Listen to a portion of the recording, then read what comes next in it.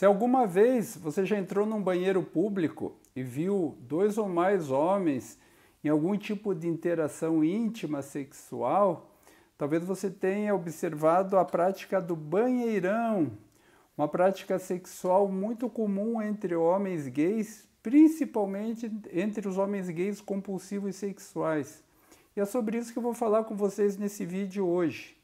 Eu sou o Dr. Lincoln César Andrade, médico psiquiatra especialista em sexualidade humana pela USP, atendendo presencialmente na cidade de Curitiba e online para todo o Brasil e brasileiros no exterior. Se você gosta de assuntos de saúde mental e sexologia, se inscreva no canal, clique na sineta para ativar as notificações e me acompanhe aqui toda semana.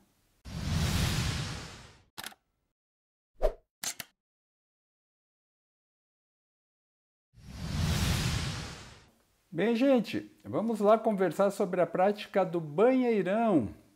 E eu vou começar explicando sobre o que é o banheirão antes da gente poder falar mais a respeito e finalmente falar sobre os compulsivos sexuais, os gays compulsivos sexuais que praticam o banheirão. Então, para quem não conhece, o banheirão é uma prática onde homens gays procuram banheiros públicos, sejam em estações de metrô, estações de trem, estações de ônibus, banheiros públicos em parques, praças e em shopping centers. E nessa procura o objetivo é um encontro sexual com alguém, com um desconhecido, um encontro sexual rápido, fortuito, né, onde tudo acontece muito rapidamente. Então, falando de uma maneira muito breve, né, muito direta, assim, objetiva, sucinta, essa é a prática do banheirão. Ela é conhecida no exterior, nos países de língua inglesa, como salas de chá. Né? Eles utilizam essa expressão no inglês, obviamente, né? Os tea rooms são as salas de chá, então é conhecido dessa maneira no exterior. E assim, eu vou explicar para vocês um pouquinho o que é o banheirão, o que leva à prática, o que envolve essa prática, e vou usar bastante recurso aqui das minhas anotações, porque tem muito detalhe, eu não gostaria de perder os detalhes. Então eu vou explicar um pouquinho para vocês usando aqui os meus recursos, né? Então eu vou começar falando sobre quando que a prática do banheirão costuma começar entre os gays masculinos? Normalmente costuma começar no início da idade adulta. A pessoa está no início da idade adulta, está buscando explorar sua sexualidade. Geralmente essa pessoa ainda não tem essa homossexualidade assumida, ainda está, como se fala popularmente, dentro do armário. E a pessoa acaba descobrindo que esses locais são locais onde ela pode dar vazão à sua orientação sexual.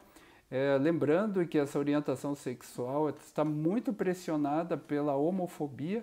E quando a pessoa é adolescente ou adulta jovem, normalmente ela está pressionada pela própria família e quando não pela própria comunidade. Então ali a pessoa acaba encontrando uma maneira de dar vazão, uma maneira anônima e rápida de dar vazão à sua sexualidade, sentindo assim um baixíssimo risco de se expor, né, de expor sua sexualidade diante de pessoas conhecidas, né?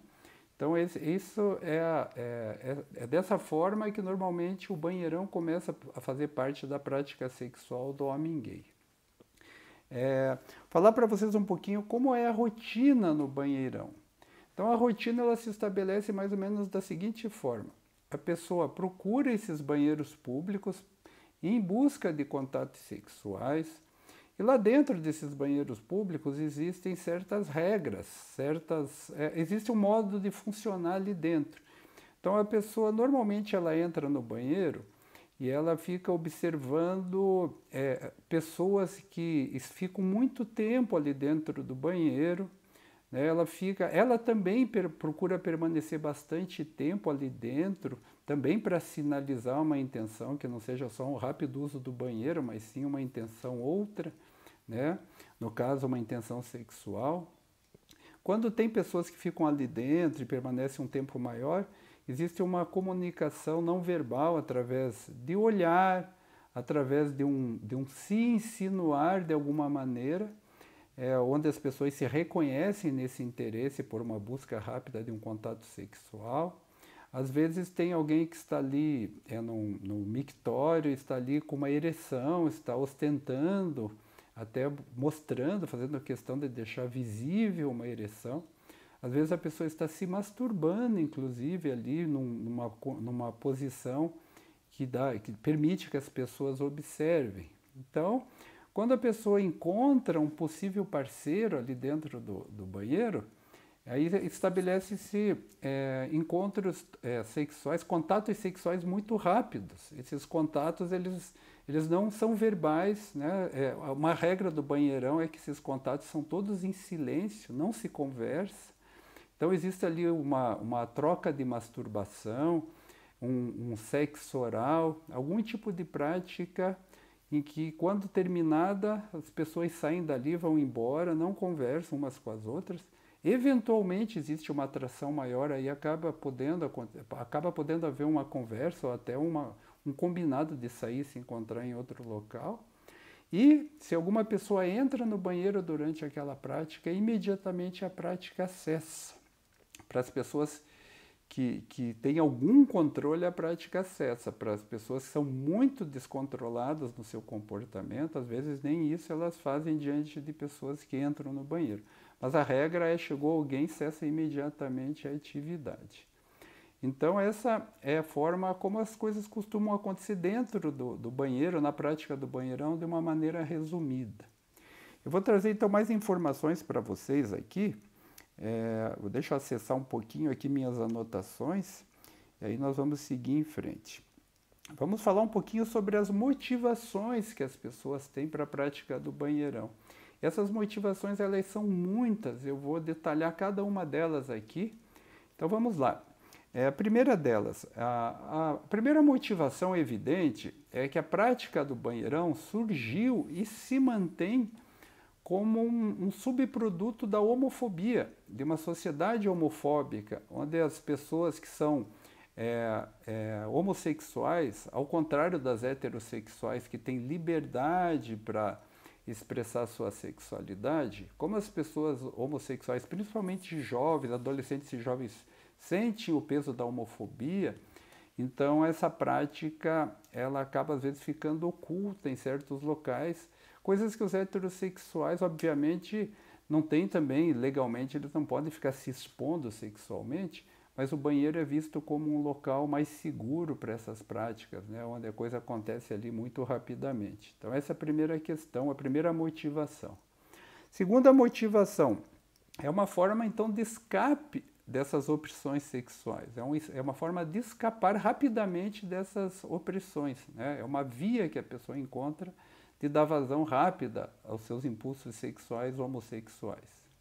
Em terceiro lugar, homens casados que ocultam sua homo ou sua bissexualidade, que têm uma vida social heterossexual, entre aspas, ou seja, o homem que é casado, mas que tem uma vida paralela por ser homossexual, então ele tem uma vida paralela homossexual, mas ele tem um casamento de fachada, mesmo que a esposa desconheça.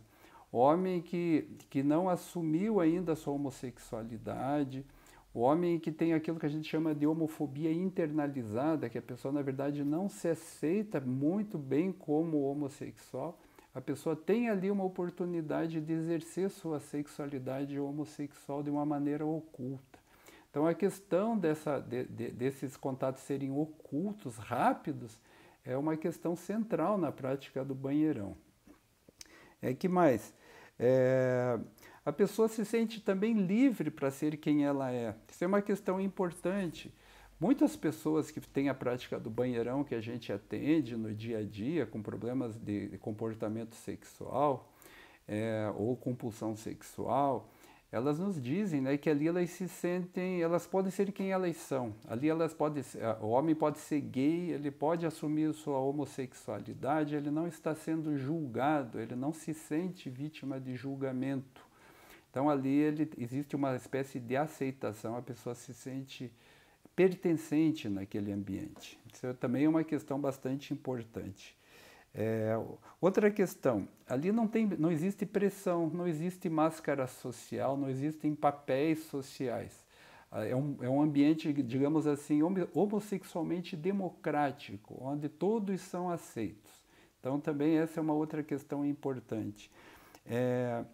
Quando a pessoa é muito tímida ou insegura, retraída, ela também, ela não, ali naquele ambiente, como tudo é muito rápido, esses encontros, esses contatos sexuais são muito rápidos, a pessoa não precisa ter habilidades sociais significativas, demonstrar grandes habilidades sociais. Ela simplesmente interage rapidamente e tudo acaba rapidamente. Outra questão que também é motivacional. A prática do banheirão permite, em primeiro lugar, o anonimato, né? Então as pessoas estão ali anonimamente, até porque elas nem conversam. Existe uma impessoalidade, por quê? Porque ali não existe identificação de espécie alguma, então ali existe além do anonimato, existe uma impessoalidade. E também tudo acontece de uma maneira muito rápida. Aqueles atos sexuais, eles acontecem muito rapidamente e daí cessa, cada um vai para o seu caminho. Então isso permite que muitos homens gays que não se aceitam, por exemplo, vamos pegar o exemplo do homem que é gay, mas está num casamento de fachada. O anonimato, a impessoalidade e a rapidez com que os atos sexuais acontecem fazem com que a pessoa se engane, assim, ela fique com a impressão, ou engane a si mesma, de que na verdade ela não é homossexual, de que aquilo ali não é um ato sexual, homossexual propriamente dito, porque não existe nenhum tipo de vínculo, nenhum tipo de ligação, nenhum tipo de rastro, né? Então, às vezes, a pessoa consegue se enganar nesse ambiente. Isso é bem comum dos homens que têm um casamento de fachada. Né? Que mais? Deixa eu puxar mais algumas coisas que são importantes aqui. O local é um local assim considerado como nivelador, sem preconceitos sociais, preconceitos de nível social, de profissão, de idade. Então as pessoas elas vivem isso como um ambiente muito democrático, de muita aceitação, sem preconceitos, sem julgamentos. Então é um ambiente de muita aceitação da população homossexual.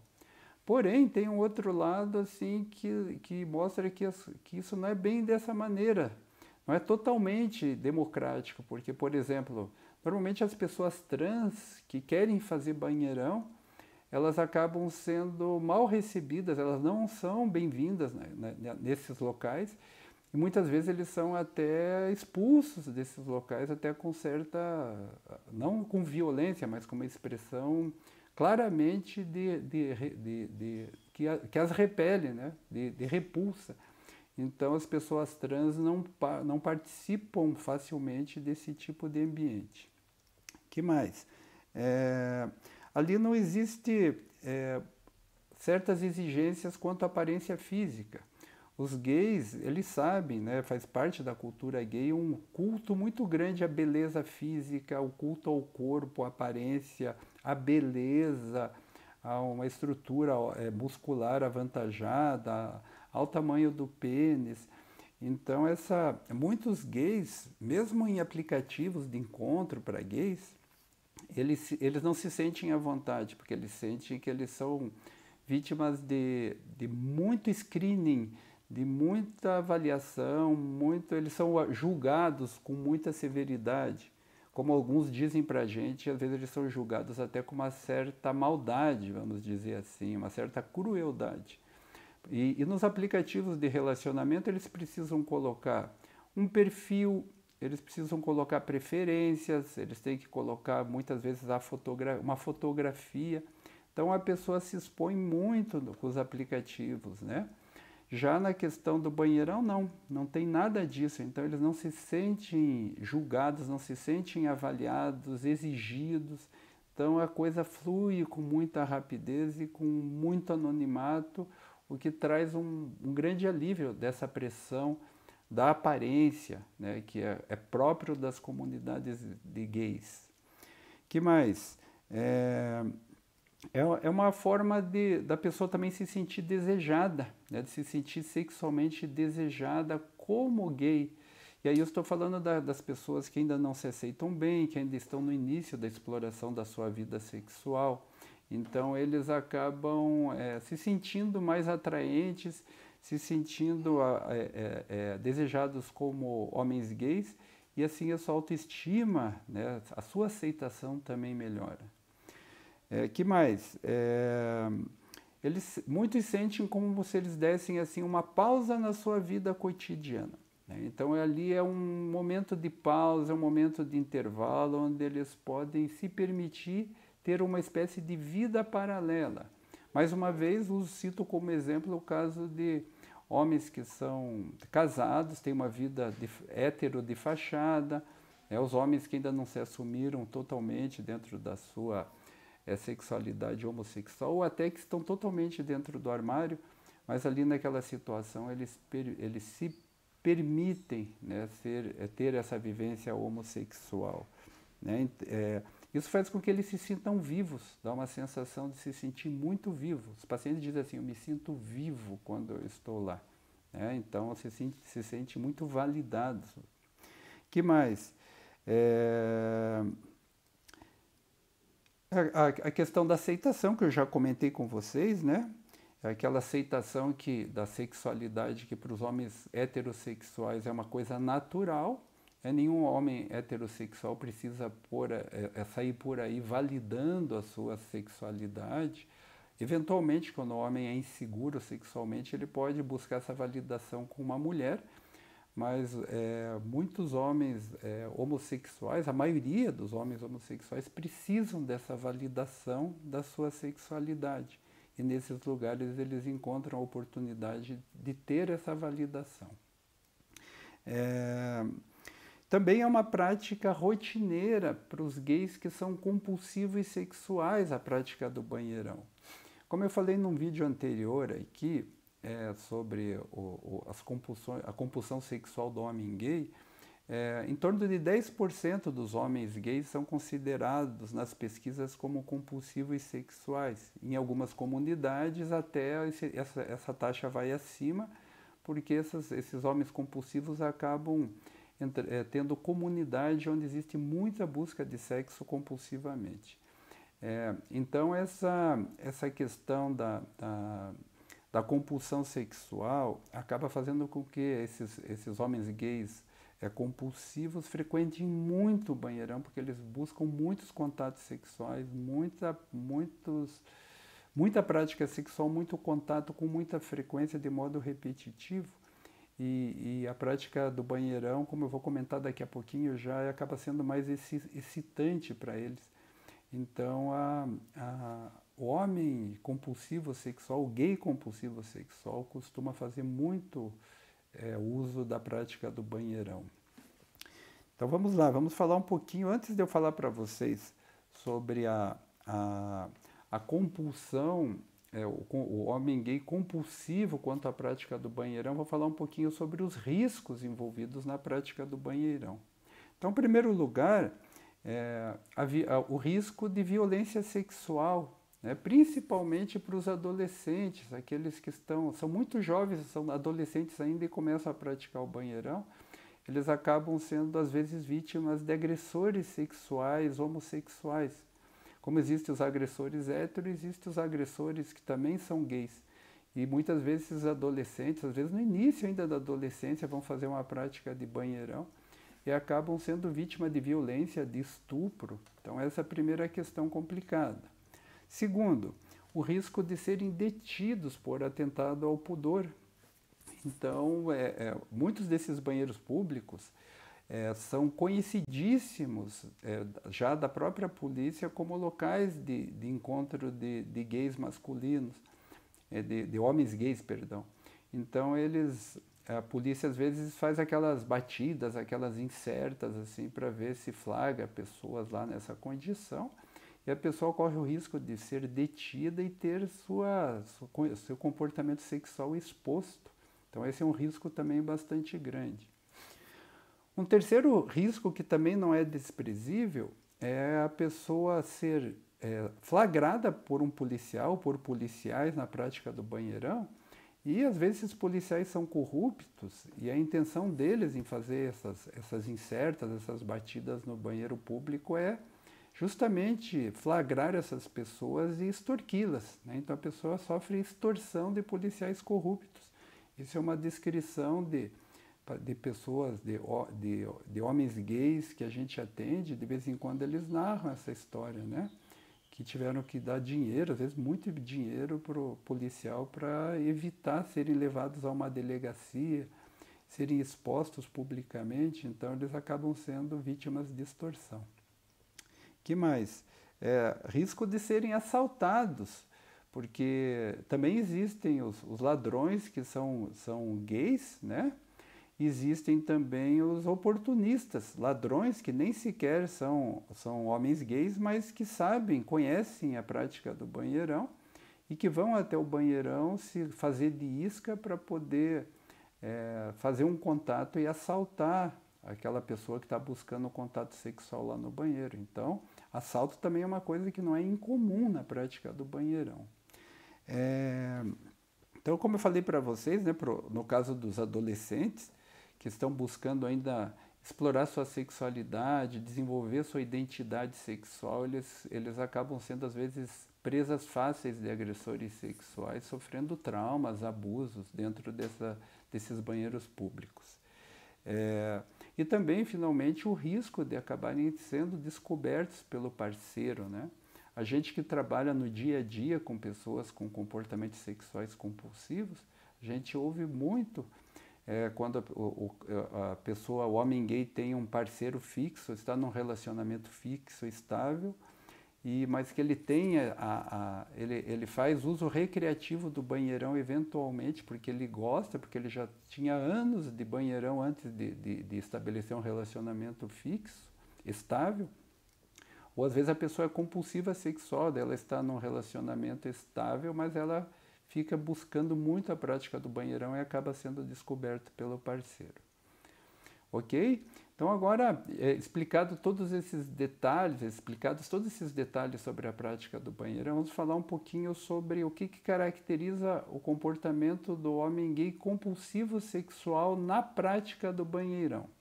Então vamos lá. Deixa eu só pegar minhas anotações mais uma vez aqui para não esquecer nada. Então, vamos falar de coisas que caracterizam a prática do comportamento sexual compulsivo, né? A prática do banheirão entre gays compulsivos. Então, em primeiro lugar, o que caracteriza? A frequência. Então, a gente atende homens que fazem banheirão antes de ir ao trabalho, saem na hora do almoço para fazer um banheirão, saem do trabalho e vão fazer banheirão. Às vezes tem um trabalho que vai até mais tarde na noite, saem, vão fazer banheirão e fazem repetidamente o banheirão numa mesma noite. E esse comportamento se repete, não é um comportamento isolado, muito eventual, é um comportamento repetitivo. Existe aí uma espécie de ritual dentro desse comportamento. Segundo lugar, a pessoa, por exemplo, é muito frequente os pacientes falarem para a gente assim, eu saí de tal lugar, por exemplo, meu local de trabalho para ir para casa, mas eu acabo de alguma maneira, mesmo que eu não queira, quando eu vejo, eu desviei a rua, o trajeto normal, eu entrei por outro caminho e eu acabo passando lá naquele lugar do banheirão, eu acabo passando lá perto daquela estação de metrô, por exemplo, eu acabo passando, ou eu entro no shopping center e vou lá naquele banheiro, lá daquele determinado shopping, onde a gente sabe que existe muita prática de banheirão, e quando eu percebo, eu já fiz o banheirão, eu estou num outro local, eu já mudei meu trajeto, eu já perdi meus horários, eu já me desorganizei, isso me causa desconforto, né? Então essa é uma das questões importantes. Outra coisa que caracteriza o compulsivo sexual é ele sentir que o risco envolvido na prática do banheirão, como eu comentei com vocês há pouco, por exemplo, o risco de ser detido pela polícia, e a novidade, né, de ter contatos rápidos com pessoas desconhecidas, isso faz com que a pessoa sinta mais excitação e uma emoção muito mais intensa na busca da prática do banheirão. Então, detalhes que vão mostrando que a pessoa é compulsiva sexual e tem a prática do banheirão dentro dos seus comportamentos, seus escapes sexuais compulsivos. Outra coisa que é central para todo tipo de dependência, inclusive da dependência de sexo entre gays, né? A compulsão sexual. Buscar sexo quando está triste, quando está deprimido, quando está ansioso, quando está se sentindo entediado, estressado, quando está sob uso de álcool ou de algum tipo de droga. Então, tudo leva à prática sexual. As emoções negativas levam à prática sexual do banheirão. A emoção positiva também, a pessoa está entusiasmada, está animada, motivada com alguma coisa e dá aquela vontade enorme de fazer a prática do banheirão. Isso é característico de dependência de todo tipo, inclusive da prática da compulsão sexual. O que mais? Perceber o comportamento como prejudicial, muitas vezes tendo um reflexo, uma consequência autodestrutiva, mas perseverar nesse comportamento. Então, por exemplo, a pessoa já foi detida uma vez, 2 vezes no banheirão, foi extorquido, pagou lá, teve que pagar para policial corrupto, já foi assaltada, por exemplo, mas ela persevera no comportamento. Isso é característico de dependência, de um comportamento de dependência de sexo. Outra coisa, a pessoa que chega para a gente e fala assim, doutor, eu faço o banheirão, às vezes eu interajo com pessoas que eu jamais teria interação se não fosse naquele momento. Pessoas que não têm o mínimo atrativo, que não me atraem minimamente ou até que me causam uma certa repulsa. Mas mesmo assim eu tenho essa interação, esse contato sexual, essa masturbação, esse sexo oral. E depois isso me causa uma vergonha, mexe com a minha autoestima, me faz mal. Mas lá naquele momento eu não consigo evitar. Outra coisa, assim, muitos homens que têm um relacionamento que são compulsivos sexuais, muitos homens gays são compulsivos sexuais, que têm um relacionamento estável, estão num relacionamento de longo prazo, eles acabam sendo infiéis seguidamente aos seus parceiros através da prática do banheirão. Então, os parceiros às vezes já descobriram, cobraram, vigiam, monitoram, a pessoa promete que não vai fazer novamente, mas ela repete, com um grande risco de comprometer assim, gravemente o seu relacionamento estável. Então, sinal de comportamento compulsivo também. Que mais? Vamos ver aqui o que mais que tem de novidade, ou melhor, que eu ainda não comentei com vocês. Outra questão que mostra claramente o comportamento compulsivo é o ritual do banheirão, né? O comportamento ritualizado. Então, a pessoa, por exemplo, ela tem uma lista mental, uma sequência de banheiros públicos que ela frequenta. Então, ela sai à noite, por exemplo, do trabalho, ela vai frequentar um banheiro, aí depois ela vai para outro, depois ela vai para outro, às vezes ela passa por vários banheiros públicos e em cada um desses banheiros ela interage com uma ou mais pessoas e muitas vezes depois de toda essa interação ela ainda não está sexualmente satisfeita, ela ainda não deu vazão para aqueles impulsos ou para aqueles estados emocionais negativos, assim, de aliviar esses estados emocionais negativos. Ela fica exausta e acaba voltando para casa, interrompendo o comportamento, não porque ela deu vazão a todas as suas necessidades emocionais ou sexuais, mas porque ela está exausta de tanto ficar passando de banheiro em banheiro. Isso é muito característico de uma pessoa compulsiva sexual. Outra coisa também muito importante, ignorar os riscos de infecções sexualmente transmissíveis. A pessoa vai fazer sexo oral com uma pessoa em uma pessoa que não tem a mínima ideia de quem seja, não sabe que risco, a que tipo de risco a pessoa está se expondo.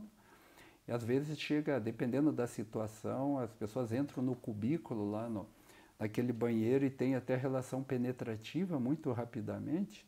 Não é o comum, mas acontece. Às vezes fazem comportamentos ali de penetração, de troca mesmo, de penetração, e se expõe a riscos diversos, infecções sexualmente transmissíveis, HIV, e mesmo assim a pessoa persevera no comportamento, mesmo com esses riscos desse nível de prejuízo. Então, os gays masculinos que são compulsivos sexuais e têm, entre outros comportamentos de busca de contatos sexuais, que a gente chama de escapes sexuais, os que têm a prática do banheirão, né, mas independente da prática do banheirão, os que são compulsivos sexuais precisam entender assim, que a compulsão tem tratamento, o tratamento pode ser muito eficaz e mudar radicalmente a qualidade de vida da pessoa, tirá-la desse ciclo de compulsão, de não ter controle sobre os próprios comportamentos sexuais e os consequentes riscos envolvidos nesses comportamentos sexuais.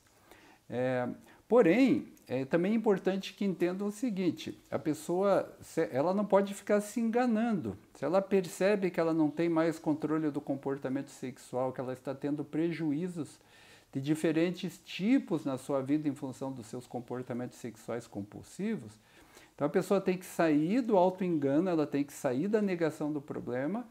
E se ela quer mudar essa condição de vida, ela precisa estar determinada. Então ela tem que buscar um tratamento com muita disposição, com muita determinação de ficar no tratamento até que ele possa funcionar e trazer os benefícios todos que um bom tratamento pode proporcionar, né? Trazendo uma qualidade de vida muito maior, muito melhor para a pessoa que tem o problema do comportamento sexual compulsivo.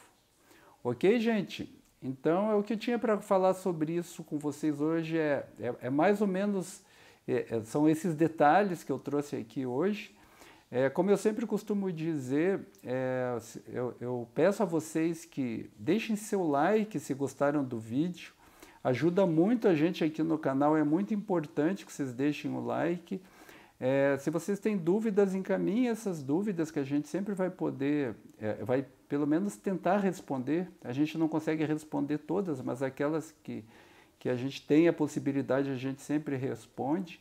É muito interessante também ouvir as pessoas que nos acompanham aqui no canal e também elas muitas vezes fazem, dão assim sugestões para a gente que fazem com que a gente traga outros vídeos interessantes aqui para vocês, ok? Se vocês não são inscritos no canal e gostam desses assuntos, se inscrevam, cliquem na sineta, ativem as notificações e me acompanhem aqui toda semana, ok? Eu agradeço a vocês mais uma vez pela atenção e até o nosso próximo vídeo.